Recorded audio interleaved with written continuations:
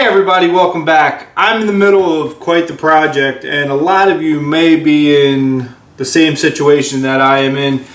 The house that I live in is about 30 years old, and all the vinyl shutters have become so dull and faded and really aren't looking their best. I have the time and the opportunity to put a new finish on the ones that I have. Seeing how the price of them at this current time, respectively, I would have spent $600 basically changing all these out to new, and that's a generous assessment. Some of these are longer than others. These were going for about $40. They're a little bit shorter. So I decided to put a new finish on them, and I did a lot of prep work and laid the paint down on them, and they came out amazing. I don't think the camera is going to do justice to what the finish actually came out like, but I'd like to go through the steps and show you exactly what I did. There were tons of videos on this particular subject, but I did a few things different and maybe put in a little bit more time for the prep work. I didn't go just into painting. I want to show you some steps I took, and I think in the long run it makes a world of difference, and hopefully that this finish will last and keep up with, you know, the elements outside. So without further ado, let's get into this, and I'll show you exactly what I did to get these looking so good.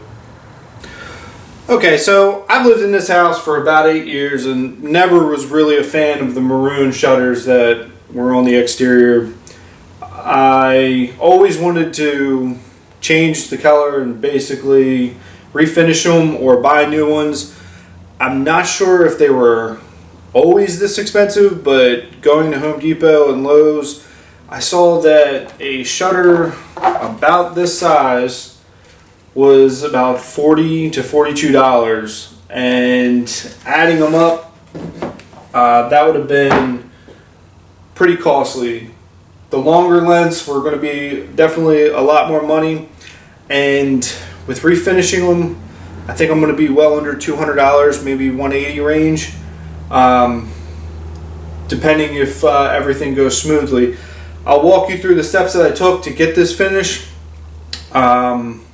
Basically, didn't get a chance to film taking off the shutters, but your shutters are held on with this simple little pin, plastic, and for my experience, they're one-time use. Once they go through the shutter, trying to get them back out is not possible without damaging the shutter.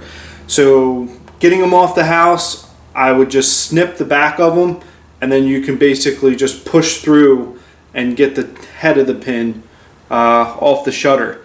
Prepping them, basically scrubbing them and cleaning them up was pretty easy.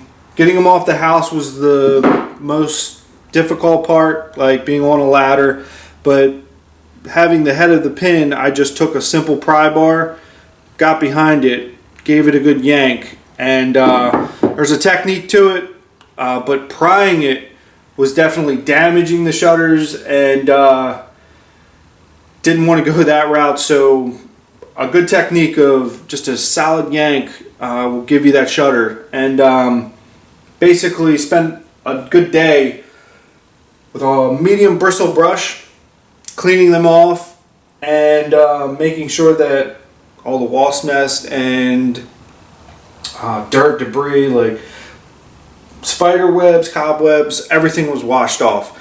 And I'm still to the point where I'm cleaning the very corners and getting them prepped so that I can start priming them. We're in the fall months. We're in the middle of October.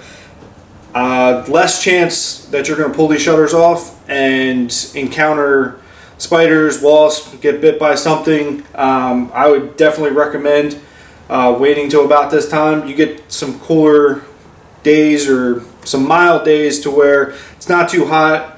You can spray and lay paint down without the humidity or heat affecting the finish that much. But as for right now, we'll get into the first couple steps that I took after cleaning, and I'll show you exactly how to start getting into this and getting a new finish on these shutters. Okay, so it's many hours later, and I spent most of my day prepping for these longer lenses that I have. And one thing I did fail to mention was that as you're bringing these off the house, you should be numbering them. You want them to go back into the same spot that you got them off from. When you get these, they're blanks, and the person that installed them onto your house had to drill all these holes for the pins to be able to secure them onto the house. And if you basically exchange one for the other, those holes might not line up exactly the same. I mean, a good carpenter or whoever installed them should have been measuring these out to make sure that they were pretty uniform, but just being off by a little bit will make that pin go on an angle or be obscured just a little bit. So numbering them as they come off the house is going to be key. It's going to basically solve more problems than it makes putting them back. And then I'm in the fall weather right now. I didn't have too many problems with like spiders and wasps and stuff like that. So be careful as you're bringing them off the house. Definitely be prepared for things you're going to find. I was surprised with everything that was behind these shutters. You're going to want to clean them very well. Medium bristle brush. I used basically Dawn dish soap, like just to make sure it wasn't like a very harsh detergent or anything too crazy. Maybe a car soap or something that's mild, but medium bristle brush, nothing crazy. We'll scrub these up, get them really clean, and then you're going to be prepared to start prepping them, which my first step is basically to use these scuff pads. They're Scotch-Brite 7447. 3M makes them. I just call them scuff pads. Basically, the plastic will be shiny and slick in some areas, and especially these sides here, which is not going to be good for primer adhesion. Basically, you want to make sure all the little nooks and crannies and everywhere scuffed up, all the visible areas, especially, like, I mean, as far as like down the sides. I envy the people that have the paneled shutters instead of these kind, because I literally had to get into all of these fine spaces to make sure that these weren't going to be the areas that crack and cause problems down the line. I didn't want to put these up and not worry about them for years. Basically, hopefully they'll be somebody else's problem in decades to come. I don't want to do these again, or I'll just probably break down and buy new ones at that point, because I know how much work that they take now. And you're going to be spending a lot of time just sanding them, scuffing them, and making sure that they're ready for to start putting finish on. At the point where I scuffed and I know I did a good job, I probably clean and make sure all the dust from the sanding was cleaned off, and just give them a light scrub, spray them with the hose, let them dry, and let them dry really well. Make sure that there's no water in any area that will come out as you're spraying a spray bomb. Or basically the next step I would take is this right here, which is a plastic adhesion promoter, and Durakeller makes this particular one. I use this in auto body, basically painting polyurethane bumpers and trim pieces and stuff like that. I was always told that these plastics are made from oils and stuff like that, so when you get a brand new part or anything, they have the tendency to have oils escape from them, and this will make sure that it has a better adhesion to the surface. I don't know how much like oils would be left in this, but even the oils from your hands can make it to where paints won't stick properly to plastics. So you want to handle these with care, make sure you're not fiddling with them too much. When they're wiped down, cleaned, and everything like that, apply just a dusting coat of this plastic adhesion promoter. And I think I've seen multiple videos on painting these shutters, but I haven't seen anybody really recommend this. I would go right from this to a spray bomb primer. I just use the Rust-Oleum. Nothing special about this. It's just getting this on. I chose the white so that I basically would dust the first coat on and let the plastic pull in, basically giving it somewhat of a,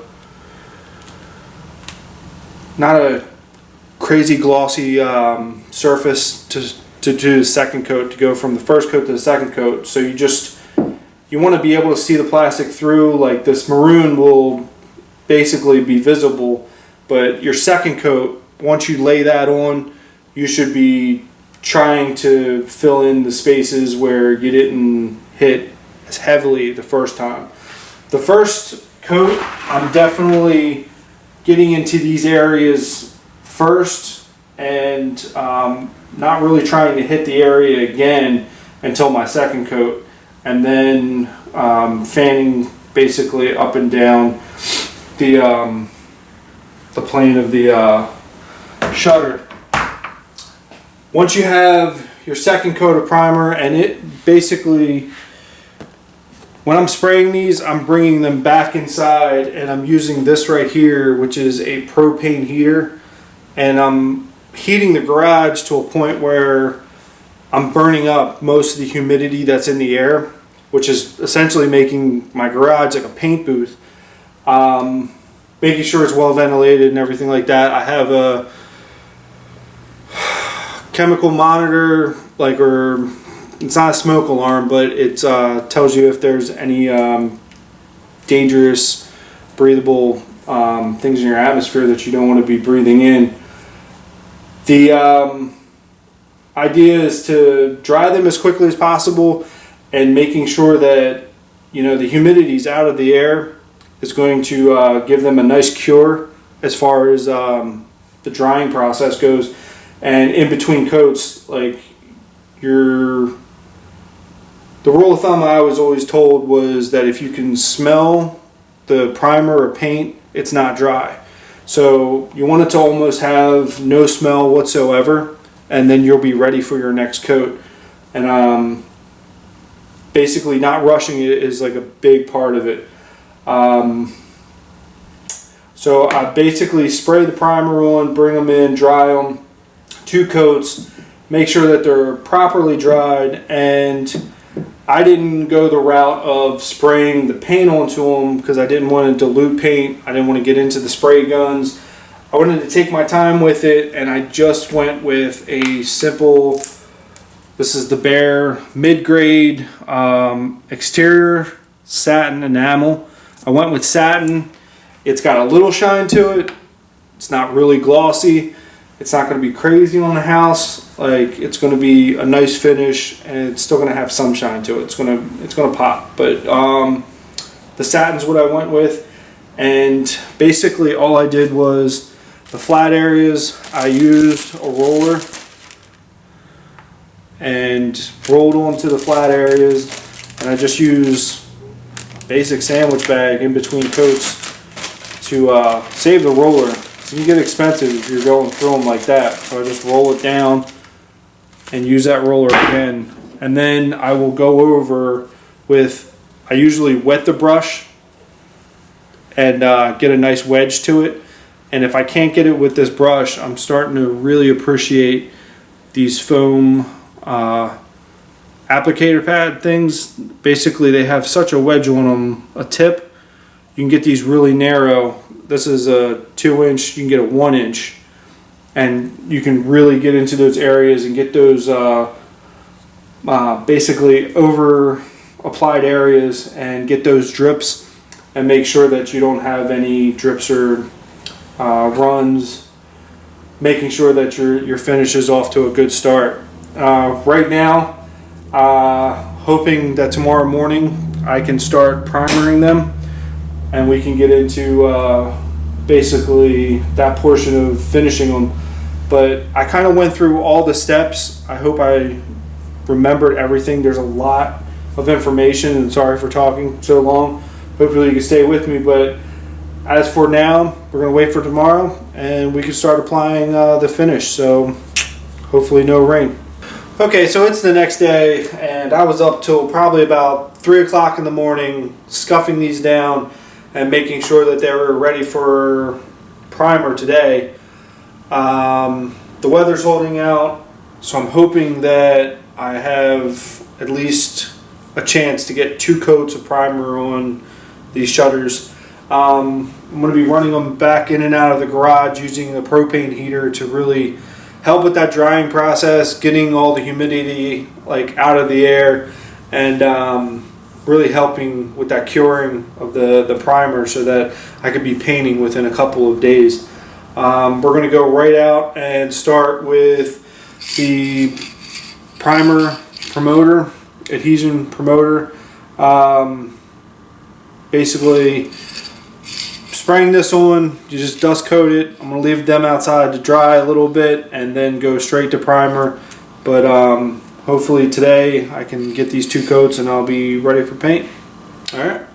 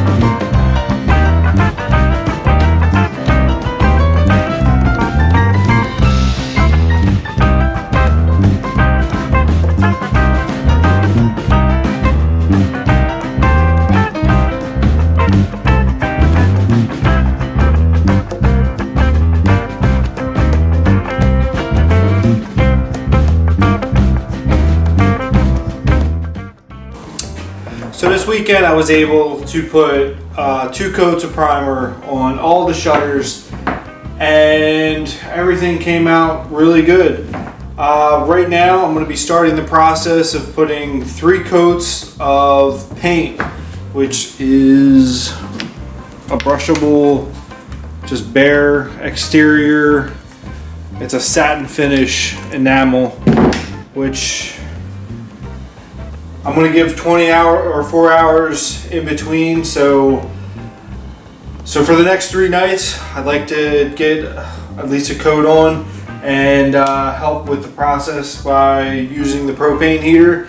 But by maybe Thursday or this weekend, I can have these installed back, and I will probably be a little over a week and a half of working on the shutters, the front door, and putting a fresh coat of paint on the front of the house. But these shutters being a large majority of the work that I did, tonight be the first night with paint, and within the 3 nights, like, I should be able to get this completed. It's going to be fun, but almost done.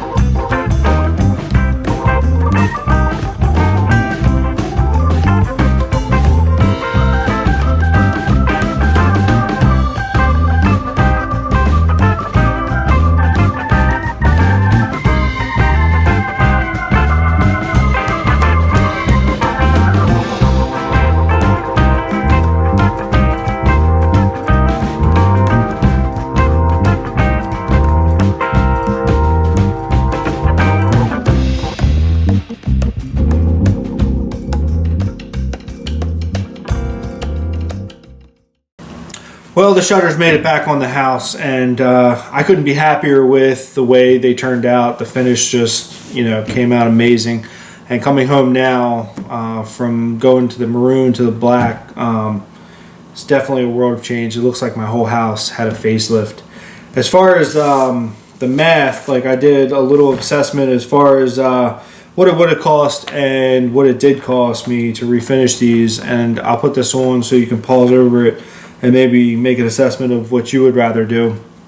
For new shutters and new pins would have cost me about $490, and I know I said earlier in the video that it was like $42 for one. These are actually sold in pairs, and when I was walking through Home Depot, I didn't pick that up.